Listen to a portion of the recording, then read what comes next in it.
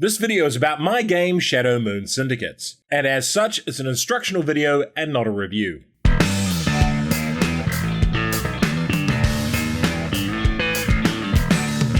Kia ora koutou and welcome to the Shadow Moon. In this video, I'm going to outline all of the keywords from Shadow Moon Syndicates and how they work, and use examples. The intent of this video is so that when people are playing Shadow Moon Syndicates and they're not sure how one of the keywords works, they've got a definitive, single source of truth that tells them exactly how an action works.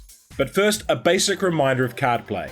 When you first play a card, it goes to a sort of limbo space to the side of your agent stack. The agent stack is what we call your personal discard of agent cards. You then resolve all the above-the-line abilities on the card. Once you have resolved all of those above-the-line abilities, you then check your agent stack. If it is empty, if it has a face-down card, or the two cards are from the same syndicate, you place it on top of your agent stack and then take the below-the-line ability. If the cards are from different syndicates, you place it on your agent stack and do not take the below-the-line ability. Instead of playing a card face-up, you can instead choose to play it face-down immediately on top of your agent stack. This allows you to place one influence on the board anywhere. It also means that your agent pile is safe from other card effects. Your agent stack cannot be targeted by another player as long as there is a face-down card on top of it. Now we have the basics of card play out of the way, let's look at each of the special rules in turn.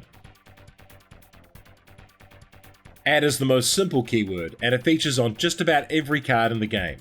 You simply place up to the shown number of influence in that region. If you don't have enough influence in your supply, you can take your influence from other places on the board. Add is the most common way to get influence onto the board. And a reminder that 2 influence plus more influence than anyone else gives you control of an area. And it's only with control of an area that you can claim an operations token and trigger a few other card effects. Adjacent.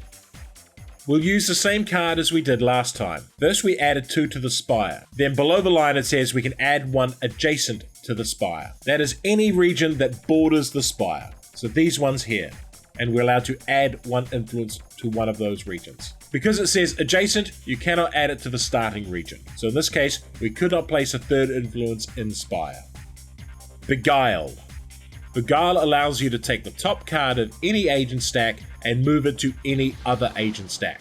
You can target your own stack or other player stacks as long as they don't have a face-down card on top. If this ability happens above the line, it can change what is in your agent stack when you go to check your below-the-line ability. So in this scenario, beguiling another Court of Saffron character into our agent stack means that I'll be able to trigger the below-the-line ability. If the beguile is below the line, you can use it to cover up this card, making it safe. It also allows you to pivot to another syndicate if you're trying to match your next card play to it. Beguile can also be used on other players to disrupt their combos. Burn. With burn, you'll move the top card of any agent stack to the specific burn pile that is at the side of the board. And of course, you cannot target a face-down card. Several cards in the game reference the burned card. Only the top card of the burn pile counts. So let's look at this card that says add 1 to all sectors of burned card. This card here mentions 2 sectors, and those sectors are Spire and adjacent to Spire. So in this case, you'll be able to add 1 to Spire and then 1 to adjacent to Spire. You could not add 1 to every single one that is adjacent to Spire. Other cards like this one allow you to activate specific parts of the burned card. So this card, for example, allows you to activate the burned card below the line using its ability there. Consolidate. Move up to X of your influence from any sectors to the targeted sectors to add X. So in this example, we'll move one of our influence from the other side of the board to Arcano Complex in order to add another influence to Arcano Complex. Consolidate does not have to be from adjacent sectors. Displace. Displace always adds 1 of your influence to the named region. That influence comes with a status token. If there is already a status token in play, they cancel each other out. However, if there is no status token in play, you put a displace token into that region. Until the next end round, the owner of this token may push any influence that enters the sector to an adjacent sector. You may only do this once per influence. So if someone adds 2 influence to this region, you can push those 2 influence out of the region, and you can push them to different regions. If you lose all your influence in this region, including by claiming an operation, you have to remove your token as well. Draw and play. If a card allows you to draw and play the top card of the deck, it somewhat short circuits the normal turn sequence. So we'll run through how that happens as an example. This is my current agent stack and I play this card. I draw and play the top card of the deck. That card comes into the same limbo space as the card I just played, but we resolve that card first. And we go through that card in sequence, checking its above and below the line abilities. So here that means I add 2 to Avante and push 1 from Avante. I then check my agent stack. I have a face down card here, so this card gets to trigger its below the line ability, which is to add 1 adjacent to Avante. I then place this into my agent discard, and then resolve the below the line ability on the first card. I check, I now have a face up card that doesn't match, so I don't get to do the below the line ability on this card. It's quite tricky timing, but I hope that example makes it clear how these draw and player cards work. Eliminate. Eliminate allows you to remove an opponent's presence from the board. If it says to eliminate where present, that means you remove one opponent's influence from anywhere where you currently have influence. If you have no influence on the board or don't share a space with any other player, you can't use that eliminate. Interfere. Interfere allows you to draw X cards and place X cards face up on any agent stacks. In this example, we'll take 2 cards with Interfere 2. We draw those 2 cards from the agent deck and take them to our hand. We can then choose any 2 cards in our hand to discard. It does not need to be the 2 cards we just drew. We place these cards face up in any agent stacks, including our own. We cannot target a stack that has a face down card on it. When cards are placed here, they do not trigger anything. Do not activate them, they are just discarded into the stack. If this happens as a result of an above the line ability, it can change which card is in your agent stack when you go to check for your below the line ability. So in this scenario here, it didn't look like we were going to match a card, but because we have interfered and discarded a matching card to our agent stack, we get to do the below the line ability on this card. You may not choose to keep the cards in hand. They must be discarded. Invest.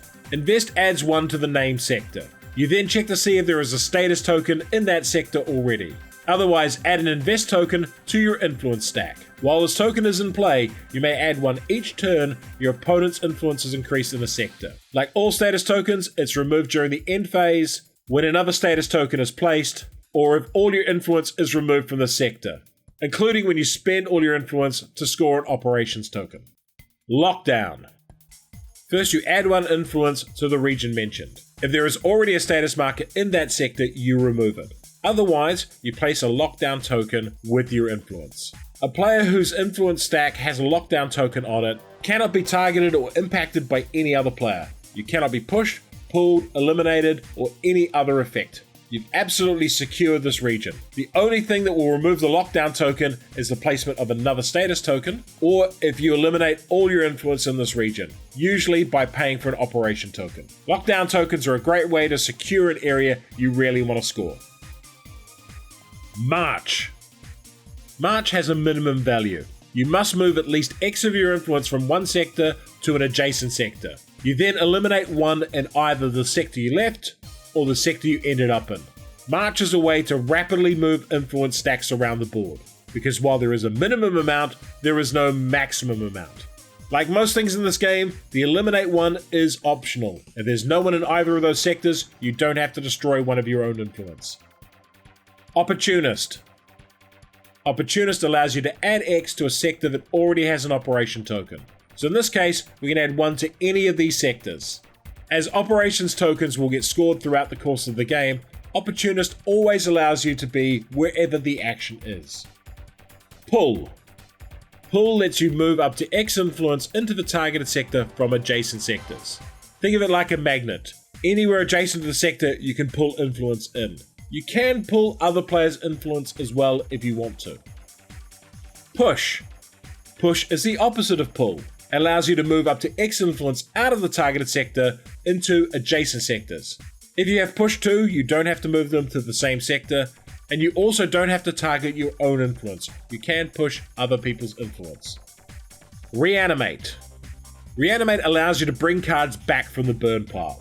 First of all, add 1 to any sector mentioned on the burn card. Then you draw that burn card into your hand. You then take 1 card from your hand and place it face up into any agent stack. And of course, that's any agent stack without a face down card. The place card doesn't activate. What you're essentially doing here is bringing back one card from the burn pile and then paying the cost of discarding another card. And of course, you can discard that card to your own agent stack or another player's agent stack. And as always, you cannot place it on top of a face down card. Redeploy.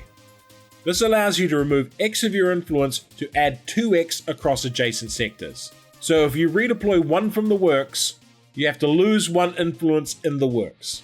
You then place 2 influence in adjacent sectors. You can place both influence in the same sector. Replace. Replace combines eliminate and add.